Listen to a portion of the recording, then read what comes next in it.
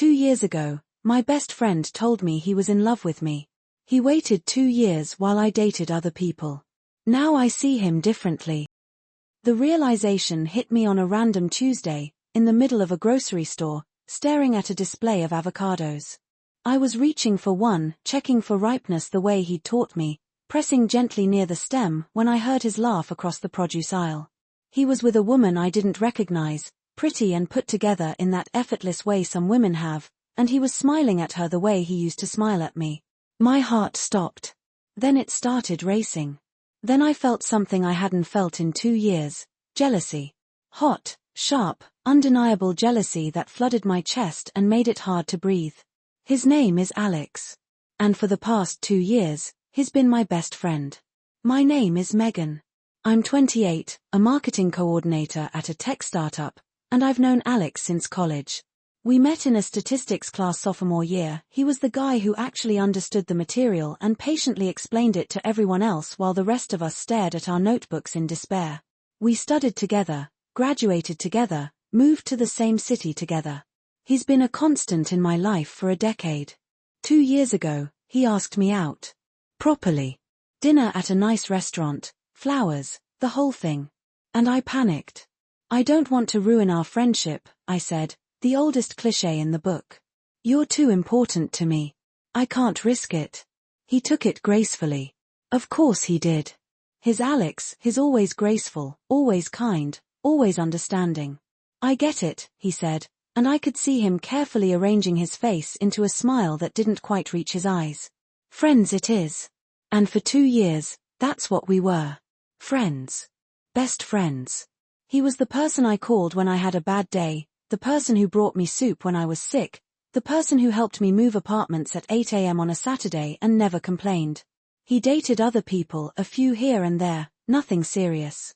I dated other people, a lot of people, actually, searching for something I couldn't name, something that always seemed just out of reach.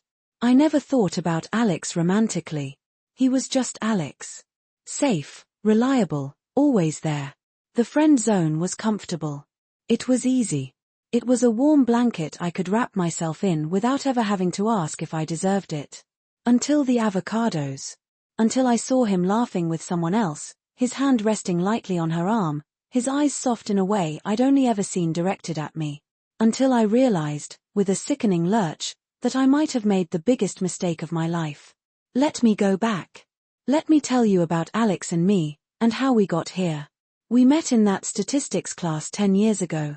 I was 20, struggling with concepts that seemed designed to confuse and humiliate me. Alex was 21, a math whiz who explained things with a patience I'd never encountered in anyone, let alone a tutor. Think of it like this, he'd say, drawing diagrams on scrap paper with a focus that made me want to pay attention. The numbers are just telling a story. You just have to learn how to read it. I learned to read it. I passed the class, barely, but I passed. We stayed friends. Over the next 8 years, Alex became my person. He was there for every milestone, my first job, my first apartment, my first real heartbreak. When my boyfriend of 2 years cheated on me with a girl from his office, Alex showed up at my door at midnight with ice cream and a terrible romantic comedy and didn't say a single word about how he'd never liked the guy anyway. He just sat with me while I cried, his presence a steady anchor in the storm. When his father died suddenly of a heart attack, I was there for him. I held his hand at the funeral, made sure he ate something other than the casseroles well-meaning neighbors kept dropping off, listened to stories about his dad until 3 a.m. when sleep finally claimed him. We were a team. We were each other's person. Everyone assumed we were together. Co-workers, friends, even my mother. That nice young man, she'd say every time I mentioned him. When are you going to marry him? We're just friends, Mom. She'd sigh, shake her head, mutter something about young people being blind to what's right in front of them. Maybe she was right. I remember the first time I noticed something different in his eyes. We were at a bar with friends, celebrating a promotion he'd gotten. He was laughing at something, head thrown back, and I looked at him and thought, he's handsome. Just for a second.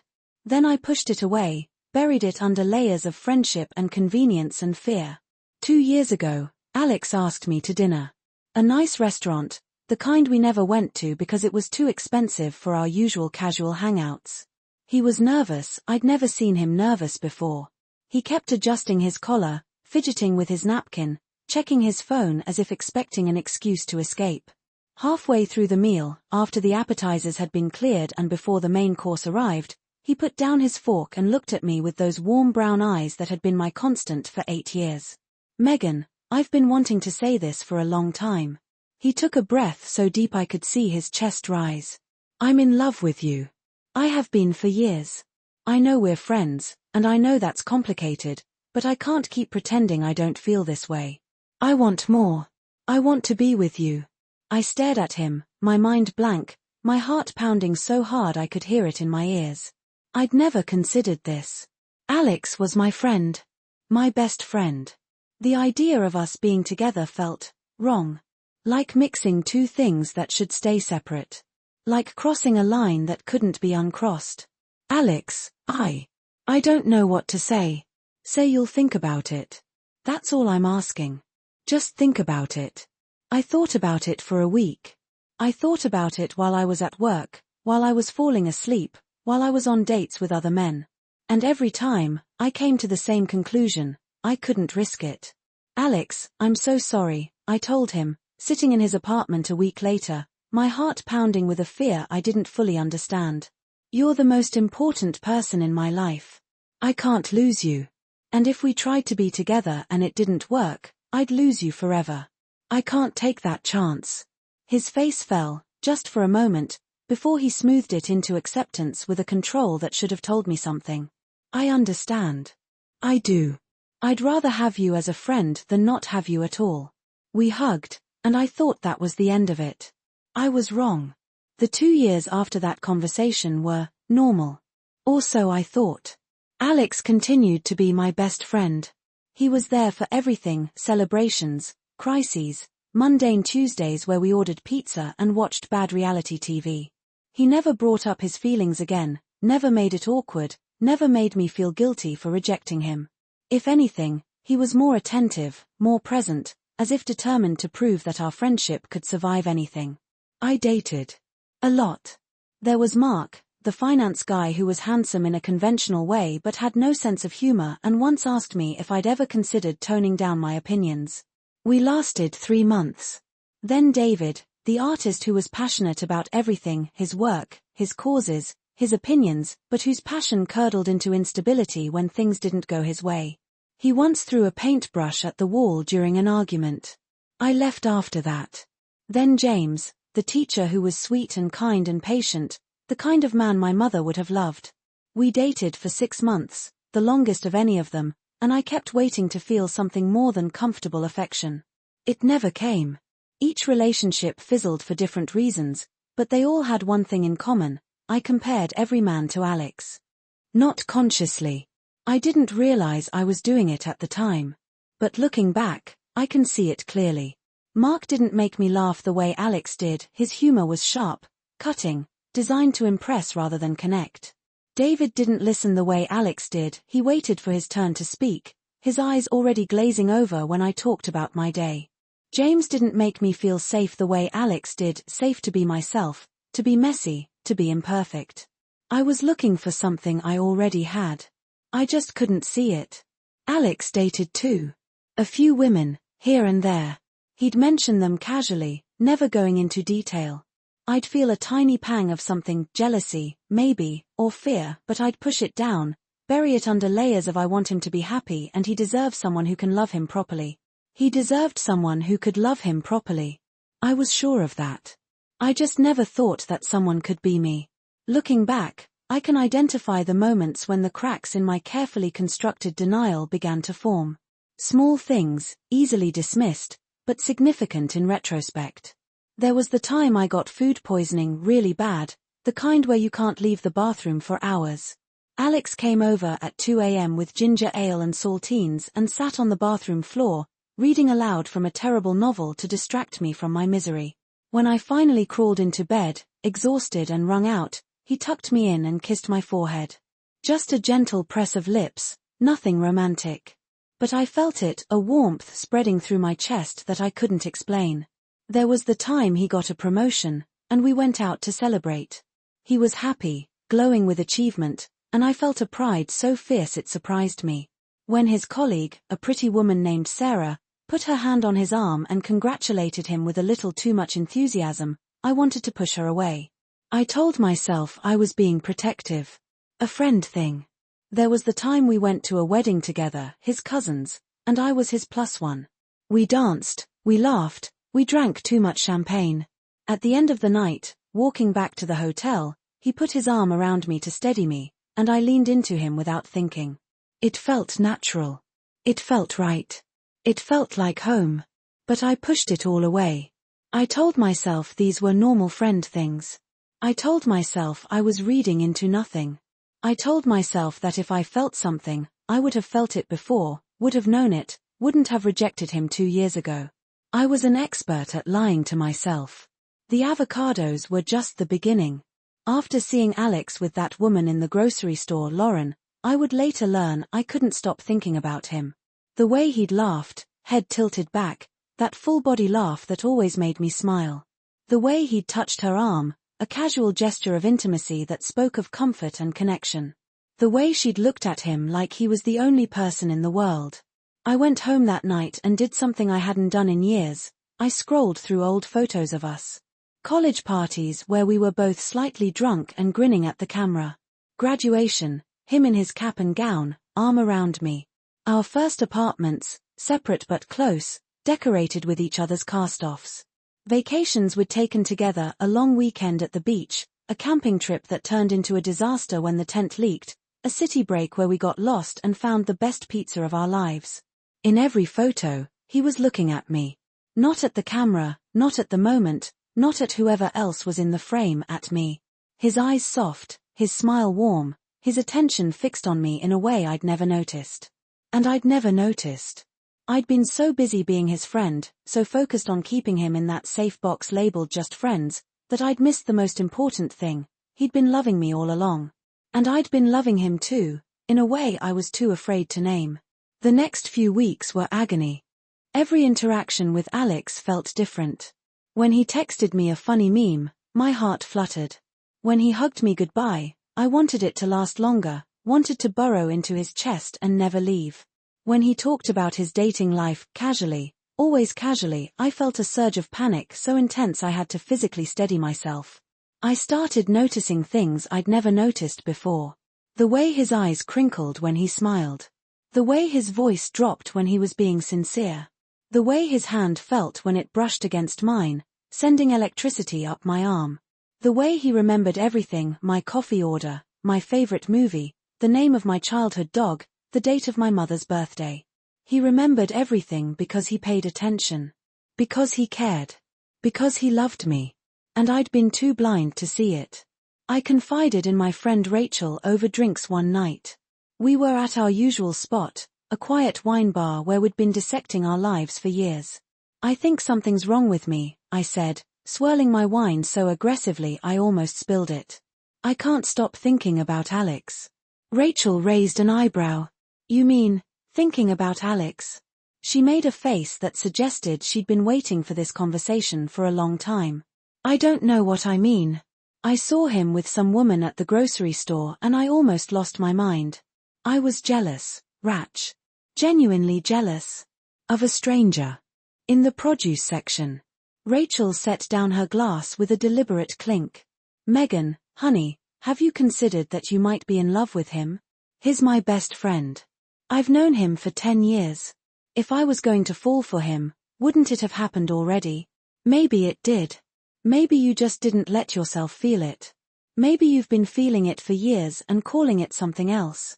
I thought about that. About all the times I'd pushed down feelings, labeled them as friendship, refused to examine them too closely.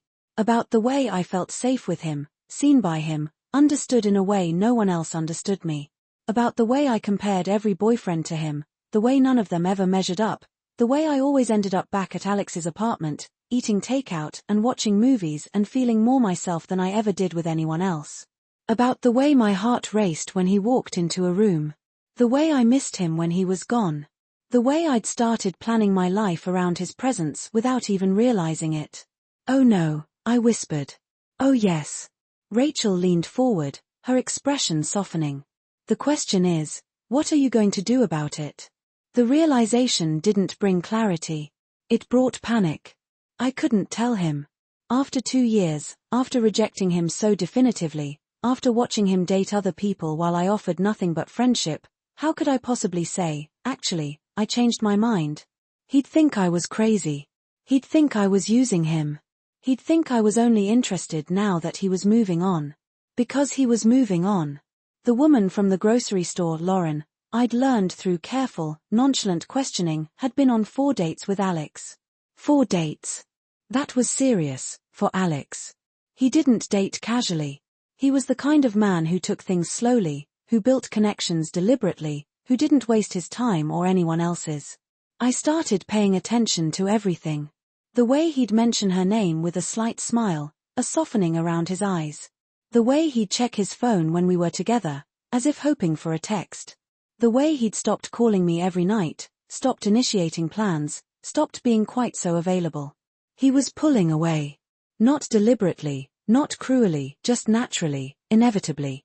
He was making space for someone new. He was finally, after 2 years of faithful friendship, moving on. And I was watching it happen, powerless to stop it. I did what any reasonable person would do. I spiraled. I stopped sleeping. I'd lie awake at night, staring at the ceiling, replaying every moment of the last 10 years, looking for signs I'd missed, opportunities I'd squandered, moments when I could have said something, done something, been something different. I stopped eating. Food lost its flavor. Everything lost its flavor except the bitter taste of regret. I wrote and deleted 100 texts. Hey, can we talk? Too vague. I need to tell you something important. Too dramatic. I think I made a mistake. Too obvious. I called Rachel at 2 a.m., sobbing so hard I could barely speak. What do I do? What do I do? You tell him, she said, her voice firm despite the hour. Before it's too late. Before he falls for someone else and you lose your chance forever. But what if he doesn't feel the same way anymore? What if he's moved on? What if I waited too long and now it's too late? Then at least you'll know. At least you won't spend the rest of your life wondering what might have happened if you'd been brave enough to speak up. She was right. I knew she was right. But knowing and doing are 2 different things, separated by a chasm of fear that felt impossible to cross. I invited him to dinner. Our usual place, a casual Italian restaurant where we'd eaten 100 times over the years. The same restaurant where he'd confessed his love 2 years ago. I didn't plan that, it just happened, as if some part of me knew we needed to close the circle. I arrived early, my hands shaking so badly I could barely grip the menu. I ordered wine and drank half a glass before he arrived, hoping it would steady my nerves. It didn't. He walked in at 7 p.m., and my breath caught. He looked good, really good. New shirt, a deep blue that brought out his eyes. New haircut, shorter on the sides, cleaner. A confidence in his bearing that I hadn't noticed before, or maybe had just never allowed myself to see.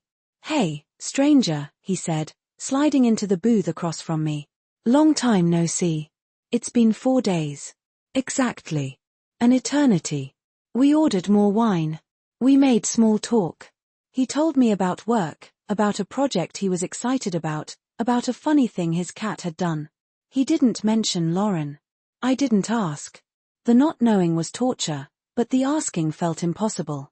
Halfway through dinner, after the pasta had arrived and been largely ignored, I couldn't take it anymore. Alex, I need to tell you something. He looked at me, concern flickering in his eyes. What's wrong? Are you okay? I'm fine. I'm not fine. I'm confused. I'm terrified. I'm all of those things at once. I took a breath so deep it hurt. 2 years ago, you told me you were in love with me. And I said no. I said I didn't want to risk our friendship. I said you were too important to me to lose.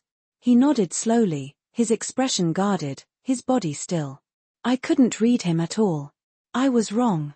The words hung in the air between us, heavy with years of unspoken truth.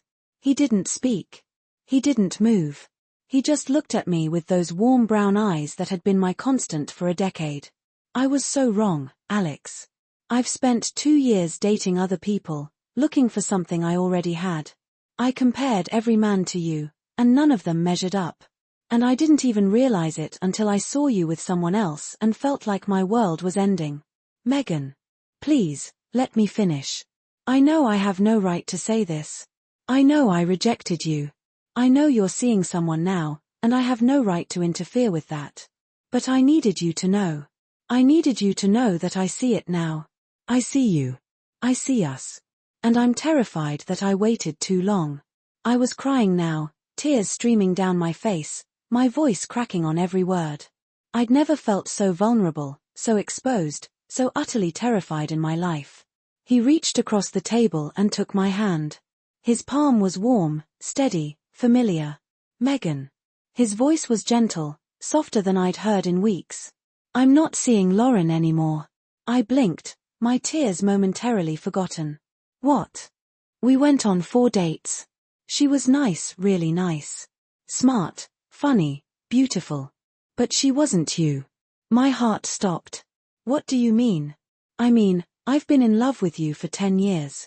2 years ago, you said no, and I accepted it. I tried to move on. I really did. I went on dates, I met people, I tried to convince myself that I could find someone else who made me feel the way you do. He shook his head slowly. But every woman I dated, I compared to you. And none of them measured up either. You still feel that way? Megan, I've never stopped feeling that way. Not for one single day. I laughed through my tears, a sound caught somewhere between joy and hysteria. So we've both been idiots. Monumental idiots. He squeezed my hand, his thumb tracing circles on my skin. What do we do now? I don't know. But I'd like to find out.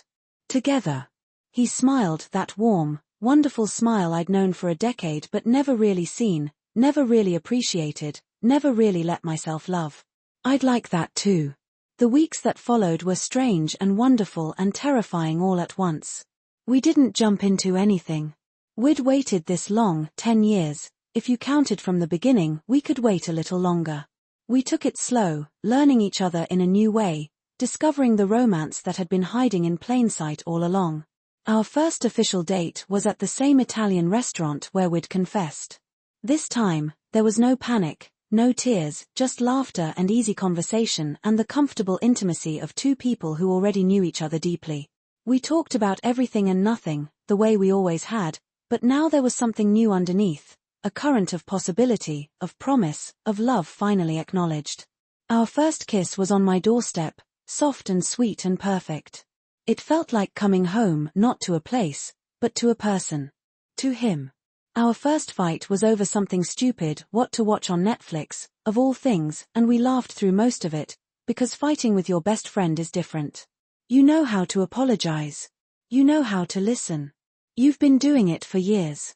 You've built a foundation of trust and understanding that most couples take years to develop. 6 months later, we moved in together. It wasn't a big decision, it just made sense. We'd practically been living together anyway, spending every night at one apartment or the other, our belongings gradually mingling until we couldn't remember whose was whose. Combining our spaces felt natural, inevitable, right. A year after that, he proposed. Not with a grand gesture, not with a flash mob or a skywriting plane or any of the theatrical displays I'd always thought I wanted. Just the 2 of us, on a quiet evening, sitting on our couch with our dogs. We'd adopted 2 rescues by then, a golden mix and a scruffy terrier. He pulled out a simple ring, a sapphire, my birthstone, because he remembered and said, I've been waiting 10 years for this. Will you marry me? I said yes. Obviously. There was never any other answer. We got married 6 months later, in a small ceremony with just our closest friends and family. Rachel was my maid of honor, her eyes suspiciously wet throughout the entire ceremony. Alex's brother was his best man, giving a toast that made everyone laugh and cry in equal measure. My mother cried through the whole thing, but she was smiling. I told you, she whispered to me during the reception, clutching my hands. I told you he was the one. I told you for years. You did, Mom. You did. I'm just glad you finally listened. Our first dance was to a song we'd loved in college, one that had been playing in the background of our friendship for years without either of us really noticing. As we swayed together, surrounded by the people who loved us, Alex whispered in my ear, "Thank you for finally seeing me. Thank you for waiting. I would have waited forever." I believed him. I still do. It's been 3 years since that grocery store epiphany, 2 years since we got married. We live in a small house with a garden and 2 dogs and a life so full of joy that sometimes I can't believe it's real. I think about the friend zone sometimes, that term we use to describe the space where we put people we're afraid to love. I used to think it was about protection, about keeping someone safe in a box where they couldn't hurt you or leave you or change the comfortable dynamics you'd built. Now I think it's about fear. Fear of vulnerability, fear of rejection, fear of losing something precious by trying to make it more. Fear of discovering that the love you've been denying is real, and that acting on it might cost you everything. I was so afraid of losing Alex that I almost lost him anyway. I kept him at arm's length, convinced that friendship was safer than love, that the bird in the hand was worth more than the possibility of something more. But love was there all along, waiting for me to be brave enough to see it, to name it, to claim it. The friend zone isn't a place. It's a wall. And walls keep out not just the things we fear, but the things we most desire. They protect us from pain, yes, but they also protect us from joy, from connection, from the deep, soul-satisfying love that comes from truly being seen. I'm glad I finally tore mine down. What I learned. I learned that love doesn't always look like what we expect. Sometimes it looks like friendship, like comfort, like the person who's been there all along, steady and patient and true. Sometimes it's hiding in plain sight, waiting for us to open our eyes. I learned that timing is everything, but also nothing. 2 years passed between his confession and mine, and we both changed in that time, grew, learned, became more ourselves.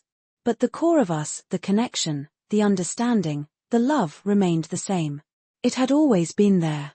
It just needed us to be ready for it. I learned that fear is a terrible reason to say no. I said no to Alex because I was afraid of losing him. But by saying no, I almost lost him anyway. I pushed him toward other women, other possibilities, other futures that didn't include me. The thing we fear most is often the thing we need to face. I learned that the best relationships are built on friendship. Alex and I had 10 years of foundation before we ever kissed. We knew each other's flaws, fears, dreams, demons. We'd seen each other at our worst and loved each other anyway. There were no surprises, no disappointments, just the joy of discovering a new dimension to a love that already existed, already thrived, already sustained us. I learned that it's never too late to change your mind. It's never too late to say, "I was wrong. I see you now. I want to try." It's never too late to choose love. The verdict. So, was I wrong to friend zone him 2 years ago? Yes. I was wrong. I was scared and blind and foolish, and I let fear make a decision that should have been made by my heart. But was it too late when I finally realized the truth? No. It wasn't too late. He was still there, still waiting, still loving me in his quiet, patient way. He'd been loving me all along, and he was willing to keep loving me, even after I'd hurt him, even after I'd rejected him, even after I'd made him wait. Some people will tell you that the friend zone is permanent, that once you put someone there they can never leave. Those people are wrong. The friend zone is just a label, a box we create in our minds to manage our fears. Real love doesn't care about boxes. It finds a way. Alex waited 2 years for me to see him. He would have waited longer. He told me that once, and I believe it. But I'm glad I didn't make him wait any longer. I'm glad I finally looked, really looked, and saw the man who'd been standing in front of me all along. I'm glad I was brave enough, finally, to say yes. The friend zone is real. But so is the love that transcends it. And that love is worth every risk. Which side of that story were you on? Let me know in the comments. And if you love diving into these Reddit rabbit holes with me, subscribe to Reddit Be Mine. We're building the best storytelling community on YouTube, and we'd love to have you. Click that sub button and stay tuned.